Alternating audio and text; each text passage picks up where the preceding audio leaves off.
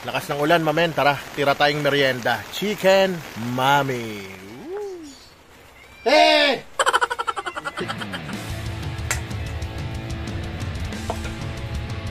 Men. O dahil nga maulan-ulan pa rin, mamen, syempre masarap pa rin tumira o magmerienda ng mainit na sabaw, mamen.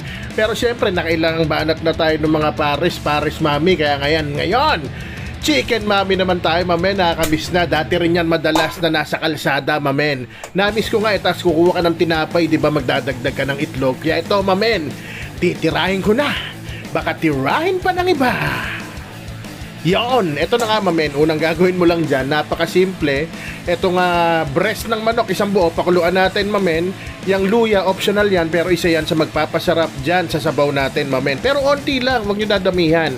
Itong sibuyas naman, mamen, pwede nyo damihan kasi masarap yan isabay sa sabaw, mamen. Naglagay din nga pala ako ng garlic para talaga masarap siya. Naglagay ako ng paminta, isang dahon ng laurel lang. Chicken cube, mamen, kaya lang isang chicken cube kasi pang 1 litro lang yan. Kaya nagdagdag na rin ako ng chicken powder. Pero kung ayaw mo magdagdag ng chicken powder, nasa sayo na yan, mamen. Habulin mo na lang yung alat sa patis o asin, mamen. O tapos, lagyan natin tong matigas na part ng onion leeks. At antayin nyo lang kumuluyan at lumambot yung manok.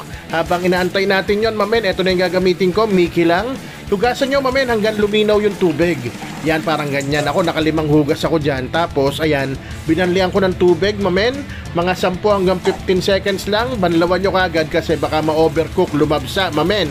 Banlawan nyo mga 2 beses at goods na yan. Amoy baby na yan, mamen. Wala na yung mabahong amoy.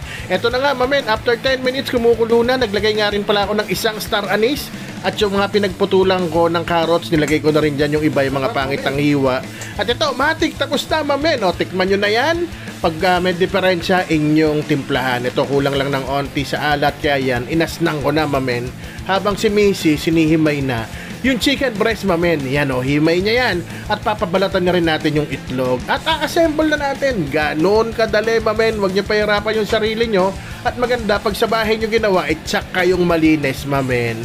At talagang marami ka makakain nyo. Kasi sa labas, yung ganyan, baka nasa 80, 90. Ayan, murang-mura lang yan, mamen. Yung breast lang ang mahal dyan. Diskarte nyo na kung paano gagawin nyo.